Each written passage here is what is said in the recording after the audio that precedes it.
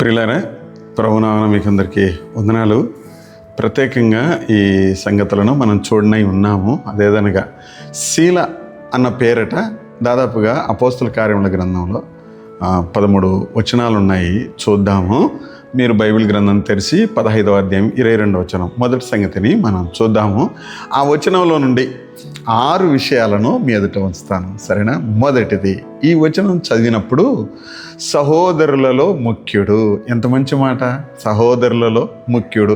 ఆ స్థాయికి ఎదగడానికి చాలామంది ఉన్నారు కదా. సహోదరులలో ముఖ్యుడు. యెరూషలేములో ఉండే సంఘంలో 5,000, 6,000, వేలల్లో ఉన్నారు కదా.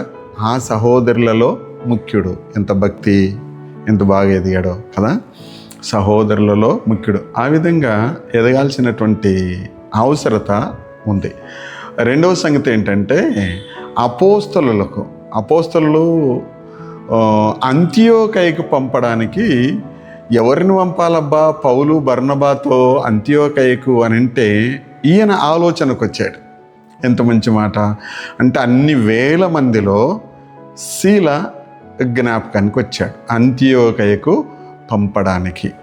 ఎంతోమంది ఉన్నారు కదా. మొదటి సంగతి సహోదరులలో ముఖ్యుడు. రెండవది అంతియోకయకు పంపడానికి యోగ్యుడిగా ఎంచబడినటువంటి వాడు. మూడవ సంగతి, ఈ సంగతిని గురించి ఎట్లబ్బా అని ఆలోచన చేస్తూ ఉంటే అపోస్తలులకు ఈ బర్సబ్బాతో పాటుగా శీలాను కూడా పంపించాలా అని అపోస్తలులకు తోచింది.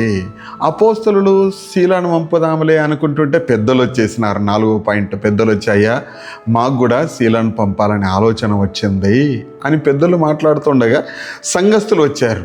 సంఘం కూడా, 5వ మాట ఏంటంటే సంఘం కూడా వచ్చింది.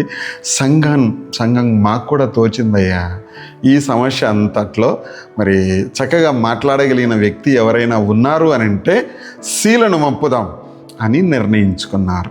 ఈ విధంగా తమలో ఉన్నటువంటి శీలను ఏర్పరచుకొని అంతియోకయకు పంపిరి. వినండి ప్రియులారా, ఒక సమస్యలో తీర్చడానికి, ఒక పనిని జరిగించడానికి మనం పెద్దలకు, సేవకులకు, సంఘానికి తోచాల. అంటే నా ఆలోచనలు వాళ్ళ దృష్టి వరకు వెళ్ళాల. మన ఆత్మీయ జీవితం బట్టి ముఖ్యులుగాను, మన ఆత్మీయమైనటువంటి జీవితాన్ని బట్టి మనం ఇతరులకు ఆలోచనలోనికి వస్తాం. ఆ విధంగా మనం ఎదగటానికి ప్రభు మనకు సహాయం దయచేయునుగాక.